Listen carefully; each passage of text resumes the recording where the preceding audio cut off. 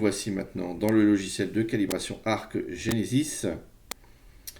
Donc le menu principal, le voici au démarrage de l'application PC. Donc à propos de, c'est donc on utilise évidemment la version 1.5.4 quand on tourne cette vidéo. Qu'est-ce qu'on va avoir accès aux préférences? On peut vérifier ici, il y a des updates. Non, pas d'update. Les préférences, on est parti. Donc on a la possibilité d'un mode professionnel ou d'un mode automatique.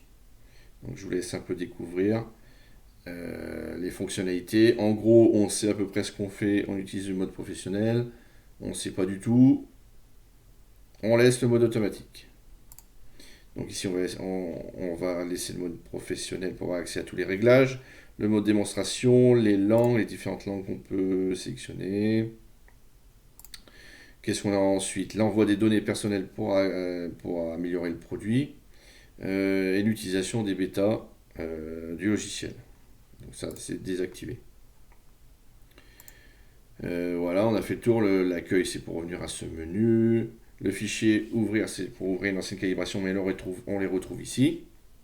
Ici, ça, c'est un envoi de données techniques. Je ne sais pas trop à quoi ça sert. Les périphériques, bon, les différentes options qu'on a dans le menu assistance. On va simuler une calibration ARC. C'est parti. Donc bien sûr, il faudra que l'amplificateur intégré Home Cinéma soit relié au réseau, en RJ45 de préférence, en filaire. Allez, c'est parti. Hop, hop. On arrive au menu avec la belle configuration d'enceinte. Donc on est en 7.2.4.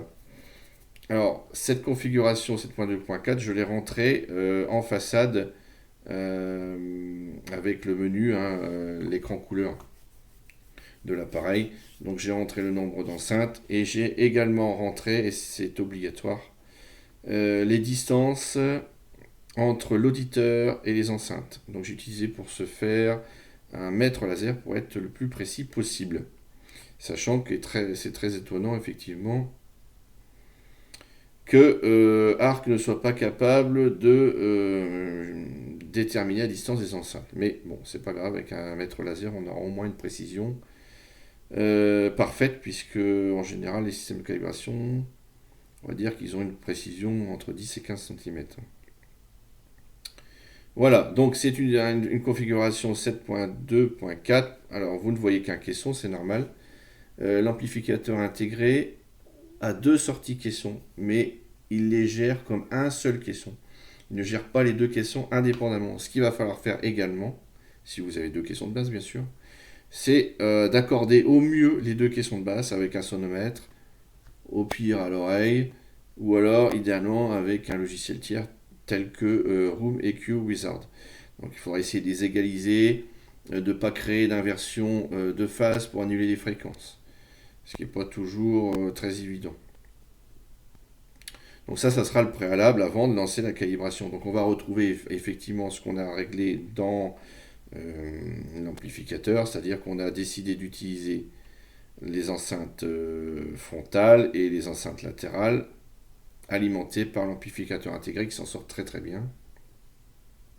Pour gagner encore quelques watts, pour gratter quelques watts et puis gagner encore, avoir le maximum de dynamique, j'ai décidé d'alimenter les deux arrières avec un amplificateur externe, mais sachez que l'intégré s'en sort très bien aussi avec cette enceinte alimentée, il n'y a pas de... faut pas s'inquiéter pour ça.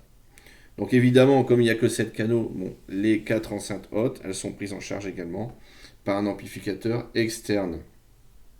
Sachant qu'ici, on a deux enceintes qui sont parfaitement positionnés par rapport à l'auditeur. Donc on y va, hop, on continue. Donc bien sûr, il faut avoir branché son microphone qui est fourni. Voilà, donc quand on le sélectionne, on ne nous demande pas de numéro de série.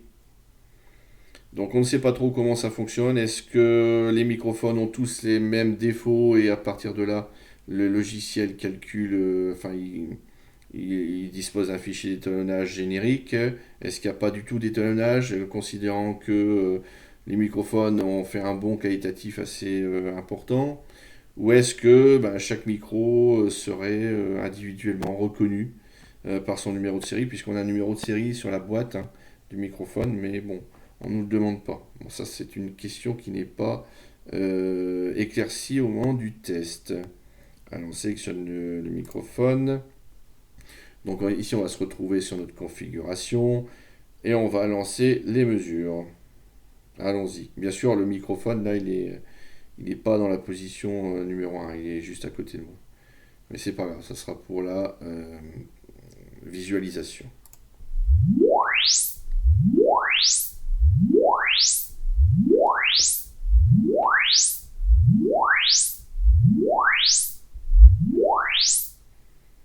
Donc on va pas passer en revue toutes les mesures. Ce qu'on peut voir, ce qu'on a pu déterminer, c'est que bon, la calibration, les porteuses, ça va assez vite. Ça passe rapidement d'une enceinte à une autre. Et donc à chaque fois qu'une enceinte est mesurée, on a sa courbe qui s'affiche. Voilà. Donc on va reprendre après cette vidéo sur l'explication après les mesures. Alors une fois les mesures réalisées, donc on a sauvegardé le fichier, on va l'ouvrir, c'est lancé. Ça prend quelques secondes, voilà, on va examiner dans un premier temps les résultats d'arc.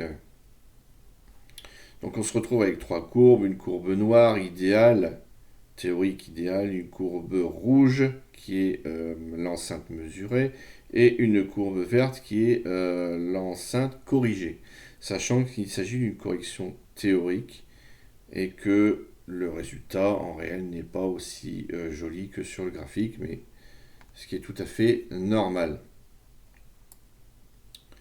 Donc voilà, l'enceinte centrale, on s'aperçoit qu'elle ne manque pas de basse, c'est le moins qu'on puisse dire. On s'aperçoit également que quand il y a des ventres, c'est assez facile à corriger. Quand il y a des petits creux comme ça, on voit que ça s'en sort également. Là, ça se complique un peu sur l'enceinte droite. Ici, on a une bosse, on a un pic supérieur à l'enceinte gauche. Pourquoi? Parce que l'enceinte droite est proche d'un coin, tandis que l'enceinte gauche a une ouverture sur sa partie gauche. Donc là, on va s'apercevoir ici de l'amplitude du système de correction acoustique. Hein. On est à peu près 10 dB, hein, c'est à peu près la moyenne des corrections électroniques. Donc on va voir également que les bosses sont plus faciles à combler que les creux. Hein. Ici c'est pareil, on ne va pas réussir à combler.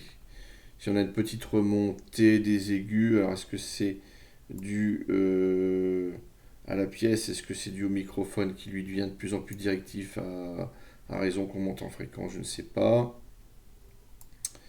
Donc les surrounds, donc là effectivement on va voir que là effectivement il arrive quand même à combler le trou. La surround droite, donc normalement on est sur des comportements à peu près, oui voilà, identiques. Bon ça peut changer en fonction du mobilier hein, qu'il y a autour des enceintes, hein, forcément, entre la gauche et la droite, même si elles sont à la même hauteur. Ici les enceintes arrière qui sont assez loin, hein, je crois qu'elles doivent être à 3,20 m de tête. Alors là, ici, à partir de 2 kg, on n'a plus rien. C'est normal parce que les enceintes sont tellement éloignées euh, de la position des coudes que il y a des fréquences qui passent plus, enfin qui sont très atténuées. Alors mes enceintes actuellement sont droites à l'arrière. Il serait peut-être intéressant de les pincer un peu vers l'auditeur pour voir si on. Je pense qu'on rééquilibrerait un peu ici. Donc on va avoir une sonorité un peu mate en fait, c'est ça, ça va se traduire par peut-être une tonalité différente, ça c'est sûr. Après ce ne sont que des enceintes d'ambiance, hein, c'est pas. Faut pas leur demander de reproduire les mêmes choses que les autres enceintes. Hein. Les hauteurs, les enceintes hauteurs avec leurs caractéristiques. Donc là on est à peu près bien, sauf dans cette fréquence, là c'est pareil. Hein. Ici on a une zone qui est un peu problématique. Enceinte plafond, c'est les enceintes coaxiales hein, des Yamaha, 20 cm. Hauteur gauche, hauteur de droite, le caisson de basse. Enfin, les caissons de basse. Donc là, on tombe sur la caractéristique de ma pièce, c'est-à-dire que ça envoie du pâté, on va dire, hein, jusque 55-60 Hz. Après, ici, ça pose problème. Ça pose problème. Donc on voit ici que la correction acoustique a essayé de faire ce qu'elle peut. Alors, c'est une correction en niveau, mais il faut considérer aussi que c'est pas le seul critère, hein. L'aspect temporel est extrêmement important dans les basses, extrêmement important. Et la liaison entre, comment s'effectue la liaison entre les enceintes principales et le caisson, ça c'est très important aussi. Donc voilà, on a déjà vu cette partie.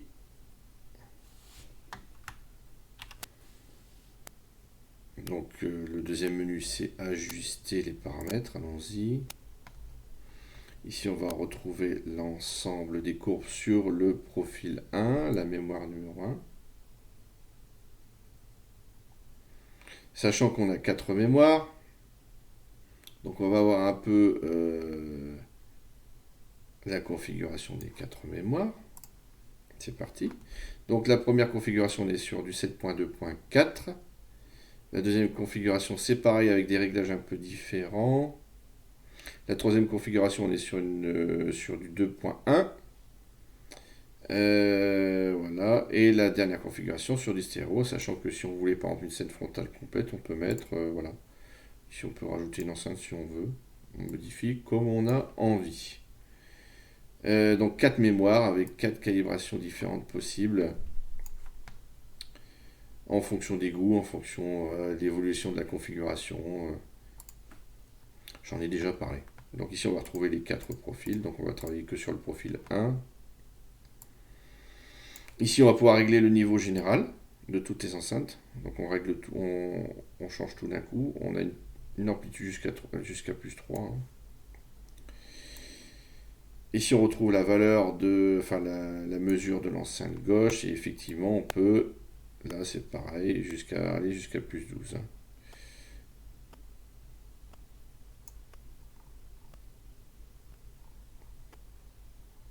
Ah, je suis allé trop vite.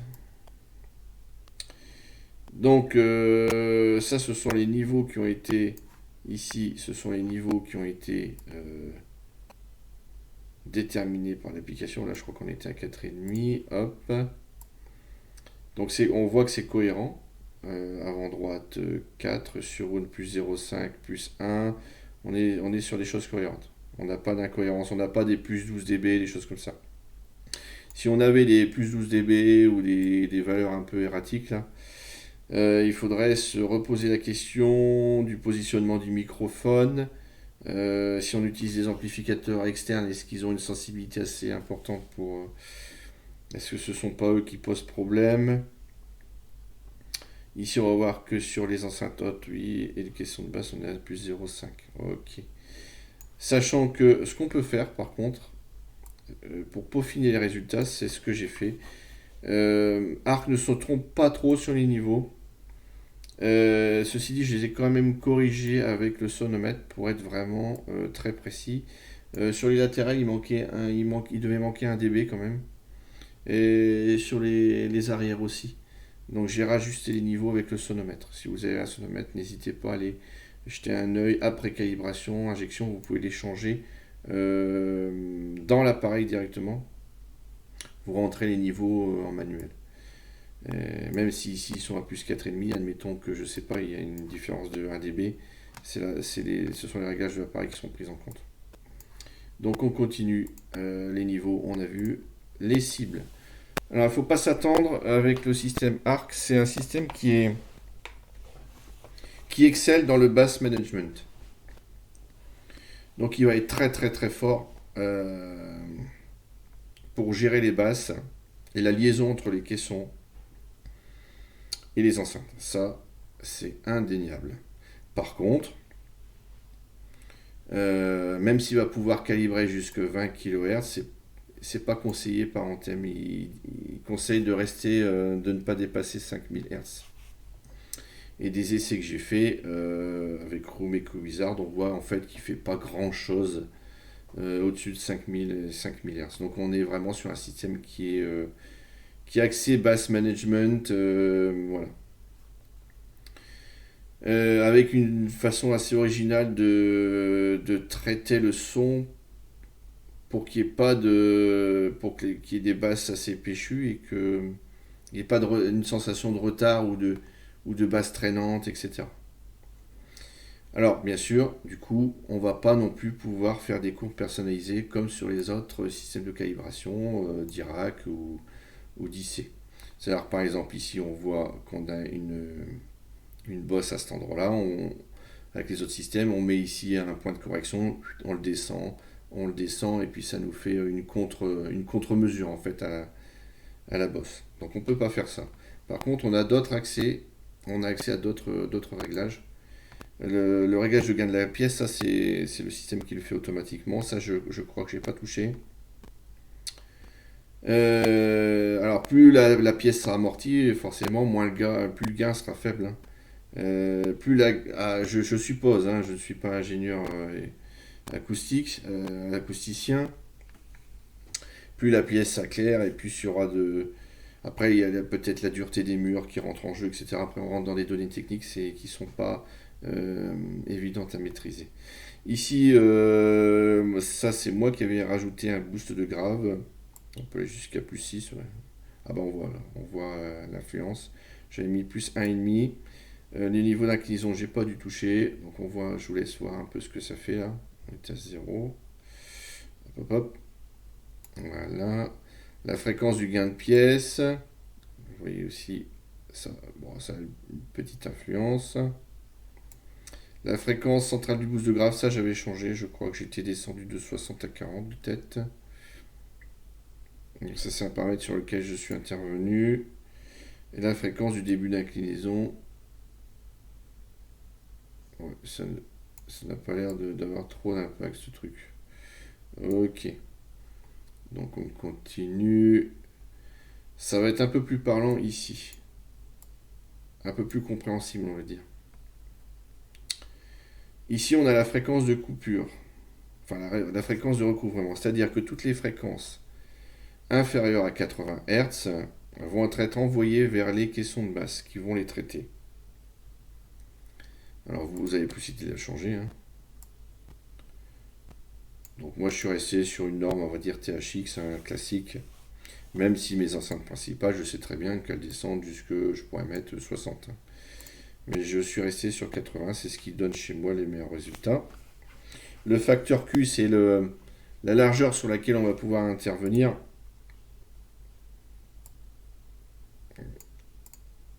Est-ce qu'on voit quelque chose en visuel? Ouais, ça joue un peu à la fin là. Du filtre passe-bas, la fréquence, le facteur Q du filtre passe-bas. La pente de croisement, ça va être plus visuel. Donc évidemment, à 80 Hz, c'est jamais une coupure franche, c'est pas possible d'avoir une coupure nette. À 80 Hz, on a toujours une pente, on a toujours un recouvrement de fréquence entre le caisson et les enceintes. Donc ici, on se retrouve. Donc d'origine, il met une pente très très douce. Donc ici, on a la possibilité de choisir le type de pente. Si je mets une pente du sixième ordre, vous voyez bien que là, il va y avoir beaucoup moins de recouvrement. Donc en fonction de cette pente et de la liaison entre le caisson et l'enceinte, on peut parfois, avec un peu de chance, annuler des nœuds dans une pièce. Ici, comme je vous le disais, on retrouve la correction maximale du système de calibration. Donc j'étais resté à 10 kHz, mais bon, il faudrait que je fasse des essais à 5, voire moins, hein, voire se rapprocher de la fréquence de Schroeder, là, vers les 350 Hz. Là.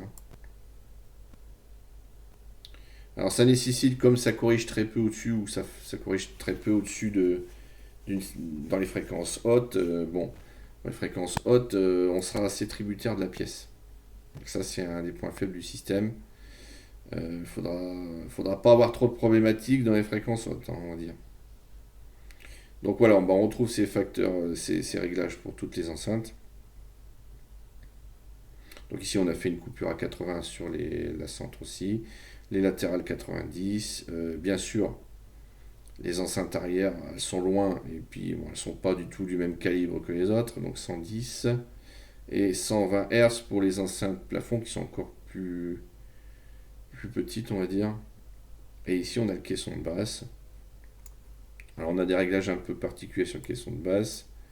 Ici, la fréquence du passe haut, la correction minimale en Hertz, la pente du passe bas. Là, c'est pareil, hein, on a jusqu'une courbe, ouais, mais même plus que ça, ouais, 16e ordre. Hein. C'est ce qui va se passer ici, là. Voilà. Ok, donc on a vu pour l'ajustement des cibles.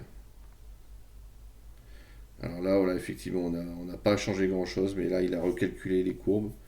Et puis après, bon, on a la possibilité de les envoyer sur l'appareil, de les visionner ou d'en faire un PDF. Allons-y. Tac, tac, tac.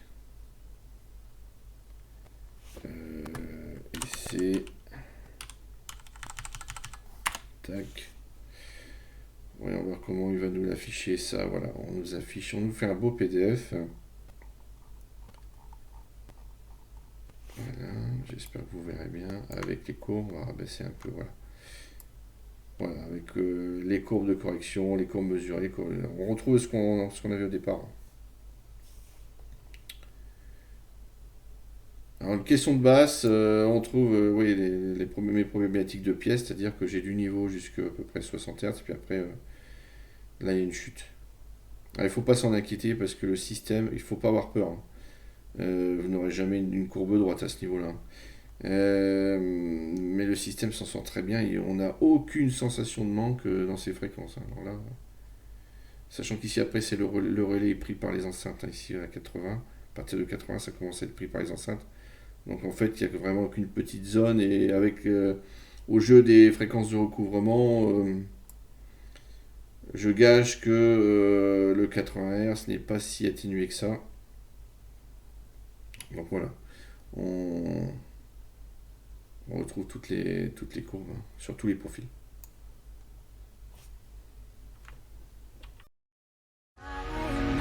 Stranger to excuses,